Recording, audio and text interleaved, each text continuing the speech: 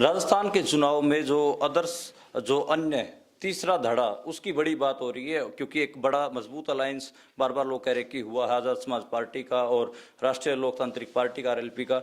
हनुमान बेनीवाल हमारे साथ हैं साहब। जो ये अलायंस हुआ आपका, ये आप जा रहे जनता में जा रहे हैं, कितना रिस्पॉन्स मिल रहा है और क्या ये राजनीतिक अलायंस है, क्या ये सामाजिक उसमें भी बदल पाएगा? देखो, राजनीतिक अलायंस में सामाजिक समरसता का भाव हमारा हमेशा किसान शोषित पीड़ित तबका हमेशा साथ रहा है।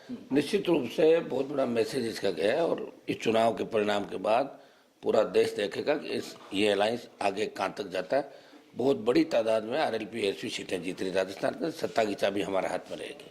अच्छा, लेकिन एक सवाल उठता है कि आप एनडीए के घटक दल रहे हैं और ये कहा जाता है कि चुनाव जीतने के बाद कहीं ना कहीं हनुमान जी तो बीजेपी के साथ जाएंगे, चंद्रशेखर उस टेम्परामेंट के हैं नहीं, तो ये बड़ी बातें होती हैं। इसके ऊपर आपका क्या?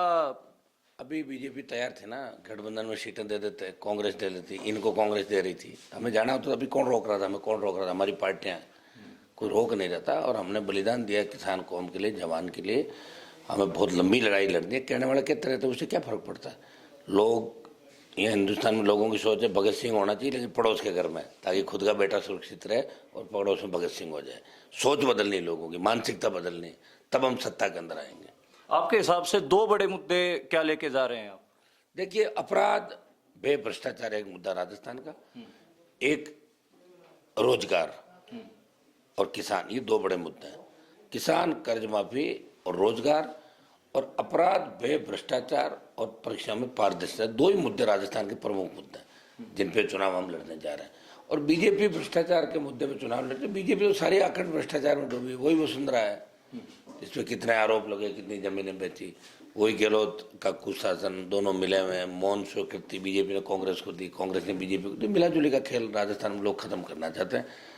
और जिस तरह हरियाणा, यूपी, दिल्ली के अंदर तीसरी पार्टियां राज करें, यहाँ भी लोग चाहते हैं कि थर्ड विकल्प, थर्ड फ्रंट सत्ता के अंदर आए, जिसकी चाबी सत्ता की चाबी इनके हाथ में रहे और रिमोट कंट्रोल किसान जवानों के हाथ में रहे। अच्छा, बहुत सारे निर्दलीय विधायक भी जीत के आ रहे हैं और भी छोटी छोटी पार्टियां जैसे आदिवासियों की पार्टी है, उन सबसे आपकी बातचीत चल रही? कर रहे हैं, प्रयास तो कर रहे हैं सबसे। हम चाहेंगे कांग्रेस बीजेपी के खिलाफ, मैं तो मेरी और आज़ाद पार्टी की, हमारी दोनों हम भाई साथ रहेंगे, इतना मैं कह सकता हूँ। बाकी प्रयास करेंगे, सब लोगों से प्रयास तो करेंगे, मिलजुल के काम करें हम लोग।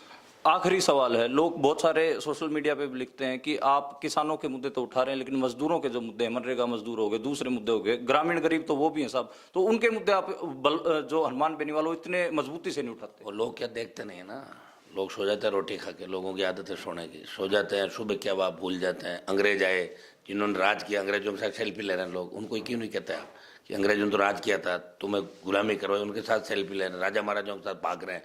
लोगों कहने से नहीं होता। नरेगा का जो राजस्थान का पूरा भुगतान है, वो मैंने ही लोकसभा में लड़ाई लड़के नरेगा का भुगतान कराया राजस्थान के अंदर, जो पेंडिंग था। स्टेट गवर्नमेंट उसमें हिस्सा नहीं दे रही। हम मजदूरों के भी लड़ रहे हैं और 80% स्थानीय इकाइयों में रोजगार मिले हमारे, चाहे भिवाड़ी के अंदर भिवाड़ी के कारखाने, बाड़मेर के तेल की जो हमारी कंपनियां, कारखाने और जितने भी उद्योग है, वहाँ 80% स्थानीय इकाइयों को रोजगार भी। कानून हम राजस्थान के अंदर बड़े मजदूरों के सब ज्यादा मुद्दे हमें उठाते हैं। जी, शुक्रिया हनुमान।